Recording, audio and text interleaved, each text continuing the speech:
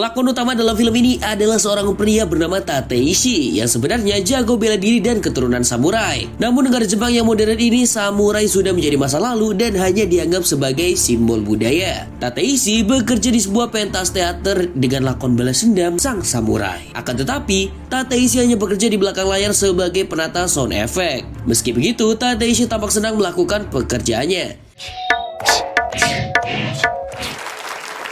Ternyata, rekan kerjanya yang bernama Nino merasa hasil kerja Tateishi kurang bagus karena soundnya kecepatan. Namun rekannya yang lain memaklumi karena Tateishi masih traumatis dengan insiden kecelakaan di tempat kerjanya yang dulu. Dahulu, Tateishi pernah bekerja sebagai aktor figuran film action di Amerika. Pada sebuah syuting adegan berkelahi, terjadilah insiden yang menyebabkan satu korban meninggal. Karena dianggap kecelakaan, Tateishi pun bebas dan pulang kembali ke Jepang.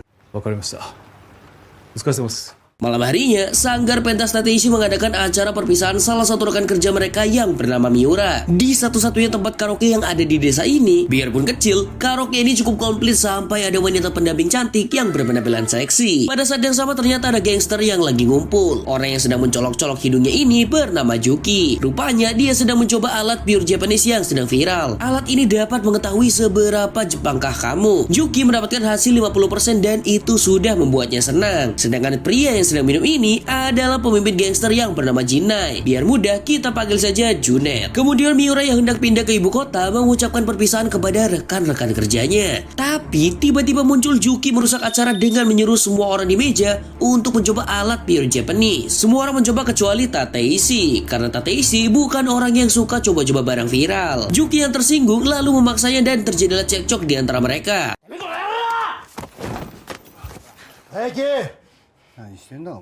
Junet pun segera menghentikan cekcok yang tidak perlu ini, lalu mentraktir semua orang sebagai permintaan maaf. Tateishi memilih untuk pulang dan ketika di rumah dia melakukan ritual seorang samurai. Ya kalau kita mungkin seperti mandiin keris lah ya. Keesokan harinya kita akan bertemu tokoh lain, yaitu seorang kakek bernama Wagiman dan cucunya Ayu tapi bukan Ting Ting yang masih siswa SMA. Meskipun berwajah polos, Ayu ternyata bekerja sampingan sebagai wanita pendamping di bar karaoke yang kita lihat sebelumnya. Ternyata tadi malam geng Junet meminta tolong Ayu untuk nembung ke kakeknya agar mau menjual tanah warisan kepada mereka. Ayu mencoba menanyakan lagi kenapa kakek Wagiman belum mau menjual tanah warisan itu. Padahal Ayu ingin kuliah di UGM dan tentu perlu biaya untuk bayar UKT dan juga kos-kosan. Wagiman tetap kekeh pendirian karena pihak-pihak yang hendak membeli ini adalah kumpulan orang yang serakah dan korup. Adegan berpindah ke kantor Junet di mana ia sedang pemanasan. Dari suara tinjunya saja, kita bisa tahu kalau Junet ini jawara yang sangat jago berkelahi. Mereka kemudian membahas progres proyek pemandian air panas yang baru saja mendapat investor baru dari Cina. Akan tetapi, satu lahan yang belum terjual yaitu tanah milik Wagiman. Si rambut jamur yang tidak salah apa-apa dijadikan samsak tinju oleh Junet. Dan ia berjanji akan mendapatkan tanah itu bagaimanapun caranya. Beralih ke taman hiburan, di mana Tateishi sedang bekerja memainkan pertunjukan seni bela diri samurai di depan pengunjung. Akan tetapi, saat matanya terkena cahaya silau, ia teringat kembali insiden di Amerika. Ini membuat Tateishi kembali tidak konsen bekerja. Sementara itu di bar karaoke, terlihat Juki datang untuk mengintimidasi Ayu. Kali ini, Juki bermain kasar sampai menjambak rambut Ayu. Tapi tiba-tiba, Tateishi datang dan darah samurainya bergejolak melihat hal ini. Namun kali ini Tateishi hanya bertahan dan tidak menyerang. Buktinya diam saja ketika ditendang Juki. Yang penting Ayu selamat dan Juki segera pergi. Keesokan harinya di kediaman Wagiman datanglah Juki dan komplotannya. Ternyata mereka menaruh sampah dan barang rongsok di halaman Wagiman dengan maksud mengganggu sampai Wagiman setuju untuk menjual tanahnya. Wagiman pun pergi ke kuil untuk berdoa dan memohon petunjuk.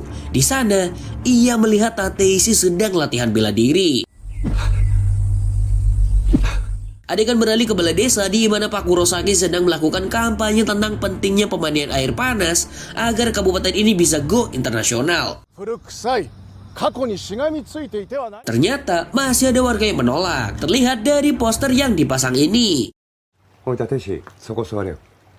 Di kantor, Tateishi naik pangkat menjadi aktor pentas menggantikan Miura. Walaupun masih sering salah, si manajer senang dengan ketekunan yang ditunjukkan Tateishi selama bekerja di sini. Kemudian, Tateishi melakukan latihan perdana bersama rekan aktor yang lain. Tidak sia-sia sering berlatih di kuil karena Tateishi tampak lihai menggunakan pedang.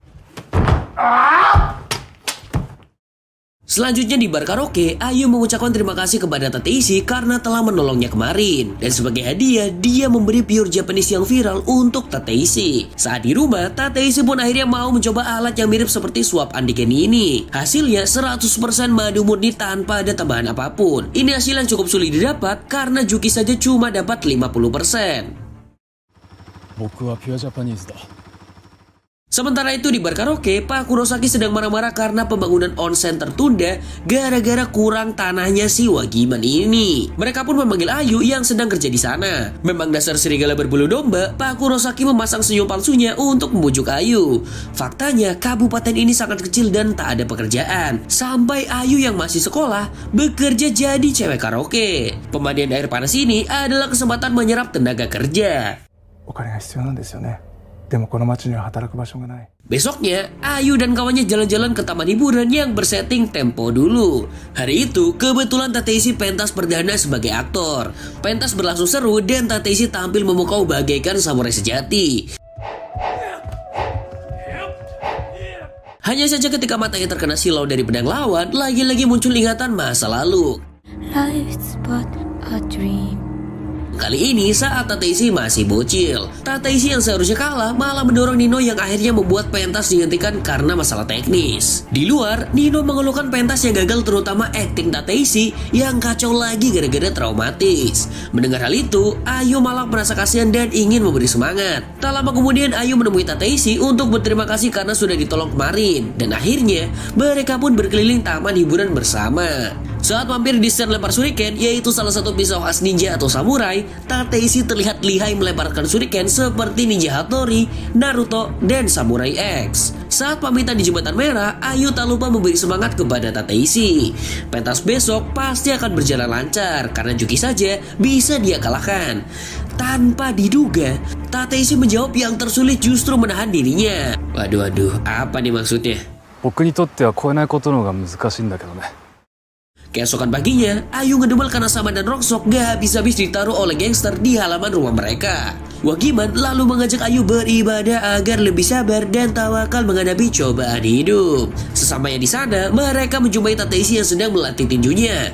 Ayu mulai ngefans kepada Tateishi, akan tetapi Wagiman malah melihat aura yang berbeda dari Tateishi yang menurutnya seperti pembunuh.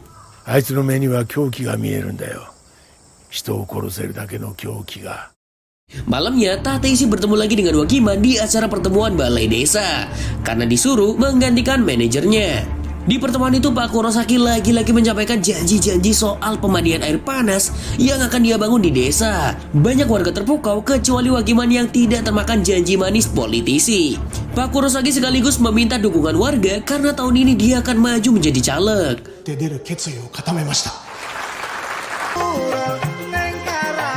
Wagiman lalu mengajak Tateishi ngobrol sambil ngudut samsu. Dengan gamblang ia berkata bahwa Kurosaki aslinya orang bejat yang hanya mikirin cuan. Itulah alasan mengapa dia belum melepas tanahnya. Sepanjang acara, Wagiman bercerita sambil minum khamar sampai dia mabuk. Saking telernya, Wagiman kesulitan untuk naik ke atas motor. Kemudian muncul cahaya terang dari arah depan dan tiba-tiba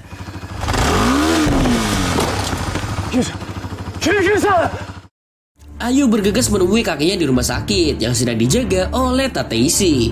Tapi anehnya Tateishi malah berbohong tentang apa yang menyebabkan Wagiman sakit. Ia mengatakan nasi kucing dan hammer yang dikonsumsi Wagiman telah diracuni agar Pak Kurosaki dan gengnya bisa mendapatkan tanah dari Wagiman. Besoknya Ayu mengajak Tateishi ke kantornya Pak Kurosaki. Tanpa banyak cincong, Ayu langsung saja menuju Pak Kurosaki telah meracuni dan berniat membunuh Wagiman. Dengan tetap tersenyum palsu, Pak Kurosaki mengusir mereka berdua atau dia akan menelpon polisi. Dengan emosi, Ayu pun berjanji tidak akan menjual tanahnya. Dan jika Wagiman sampai mati, ia akan membalaskan dendam. Lalu tiba-tiba Tateishi menggila.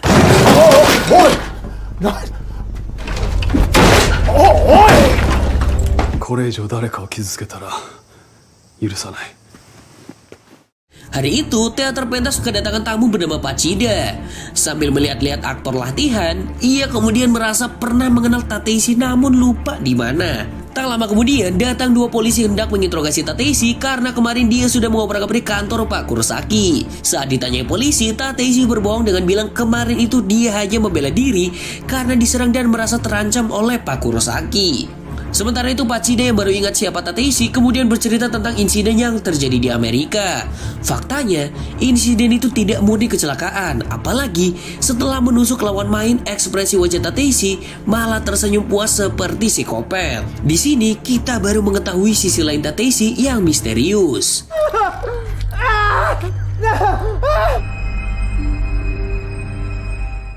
Kita akan melihat masa kecil Tateishi yang ternyata pernah dibully karena dianggap bukan orang asli Jepang. Matanya sengaja disorot dengan silau cahaya cermin sambil dipukuli.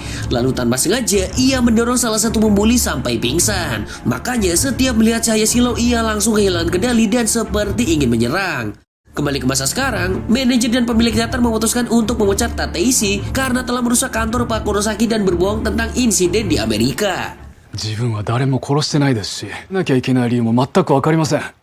Di pemakaman Pawagiman, Tateishi hadir memberi penghormatan terakhir. Ayu yang menganggap Tateishi pahlawan menjadi sangat marah ketika tahu fakta penyebab kakeknya meninggal karena gegar otak, bukan diracun seperti klaim dari Takeshi. Tateishi yang sedang galau pun menjadi semakin depresi tatkala menonton berita di TV One tentang alat tes pure Japanese yang dianggap hoax dan tidak valid. Sesampainya di rumah, Tateishi berniat melakukan harakiri alias bundir ala samurai. Namun ternyata dia masih hidup.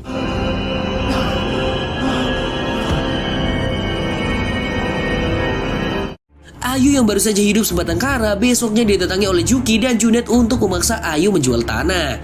Juki mulai mengobrak-abrik rumah agar Ayu semakin merasa takut. Lalu saat mereka berdua berebut pisau, tiba-tiba Ayu yang ketakutan karena tidak sengaja membunuh Juki kemudian lari menembus hutan hingga akhirnya ia bertemu dengan Tateishi di kuil. Sebagai warga yang terzolimi, ia pun meminta perlindungan. Tak lama, datanglah Junet dan gengnya. Awalnya, mereka minta Tateishi untuk menyerahkan Ayu secara baik-baik. Namun karena Junaidi orang tak suka ribet, akhirnya dia menembak Tateishi.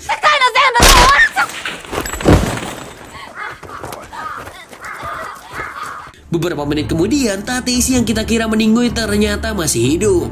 Karena pelurunya tepat mengenai shuriken yang ada di dalam kantong bajunya. Tateishi yang menerima takdirnya sebagai samurai melakukan penyerangan seorang diri ke lokasi pembangunan onsen yang dijaga oleh gangster. Sambil menunggu menunggangi motornya, ia melempar bom yang membuat pembangunan terhenti dan melawan kawanan gangster dengan sebilah katana layaknya seorang samurai sejati. Junet mengambil katana yang tertinggal dan mencobanya dengan menebasi rambut jamur karena terlalu banyak bacot.